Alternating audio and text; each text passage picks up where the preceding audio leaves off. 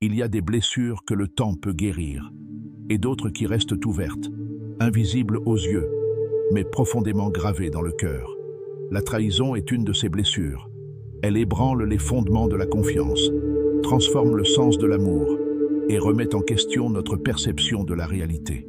Quand quelqu'un que vous appréciez, respectez et en qui vous avez confiance vous trahit, ce n'est pas seulement un moment douloureux, c'est un changement profond en vous.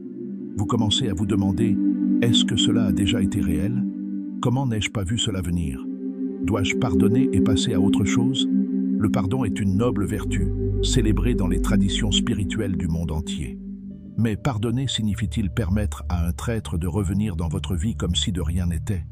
Devons-nous toujours pardonner? Ou existe-t-il des trahisons si profondes que même pardonner serait une trahison envers nous-mêmes? Bouddha a dit un jour, « Vous-même, autant que n'importe qui d'autre dans l'univers, méritez votre amour et votre affection. Si le pardon met en danger votre bien-être, ce n'est pas un véritable pardon, ni une véritable compassion.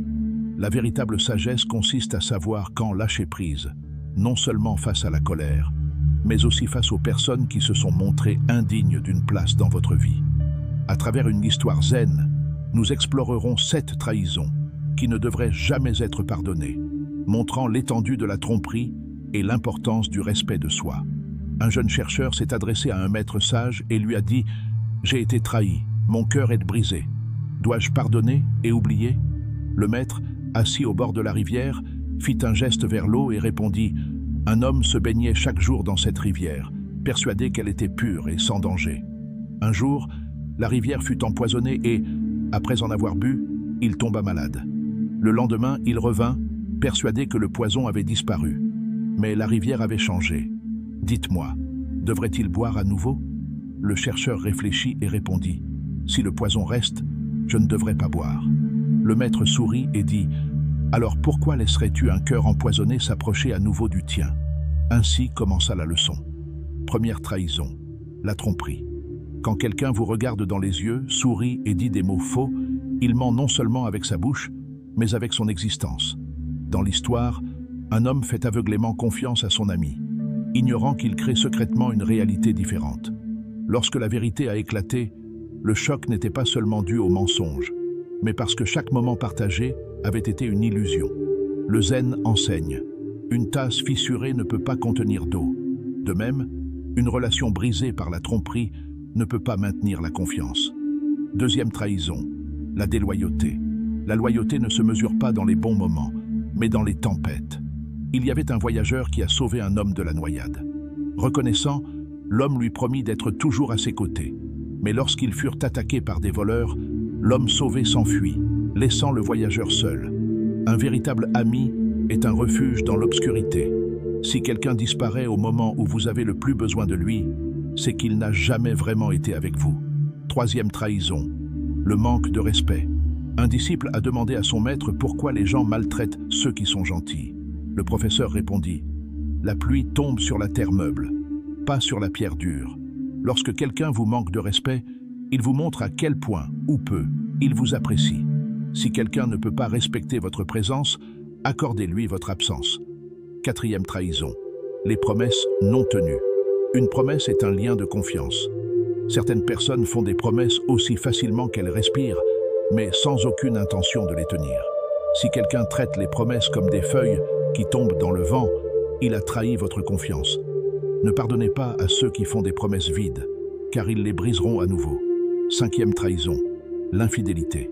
Il ne s'agit pas seulement du corps, mais du cœur. Un homme s'occupait avec amour d'un jardin, sans savoir que sa partenaire plantait et arrosait secrètement un autre jardin. Lorsque l'autre jardin fleurit, il réalisa que son propre jardin avait été abandonné depuis longtemps. Pardonner l'infidélité, c'est rester dans un champ où vos fleurs ne fleuriront jamais. Sixième trahison, la manipulation. Certaines trahisons sont douces, déguisées en douceur. La manipulation déforme la réalité, vous faisant douter de vous-même, vous faisant culpabiliser pour des choses que vous n'avez jamais faites. Un maître zen a averti, un serpent peut s'enrouler doucement, mais sa morsure reste mortelle. Ne pardonnez pas aux manipulateurs, leur gentillesse n'est qu'un déguisement. Septième trahison, la violence. Qu'il soit physique, émotionnelle ou psychologique, L'amour ne devrait jamais faire mal. Une main levée en signe de colère ne doit pas être accueillie favorablement. Protégez-vous, éloignez-vous et ne regardez pas en arrière. Le maître regarda le chercheur et dit « Laisse tomber ta colère, mais n'invite pas le traître à revenir. La rivière coule peut-être, mais une fois empoisonnée, on ne peut plus la boire. La trahison ne laisse pas seulement des blessures extérieures, transforme notre façon de nous faire confiance, de nous aimer et de nous voir. Cependant, les enseignements bouddhistes nous rappellent que la souffrance contient également aucune sagesse. Le véritable pardon ne signifie pas permettre à la blessure de continuer. Vous pouvez laisser aller la colère et la douleur sans laisser revenir la personne qui vous a blessé. L'homme sage n'attend pas que celui qui lui a fait du mal change. Regardez les actions, pas les mots.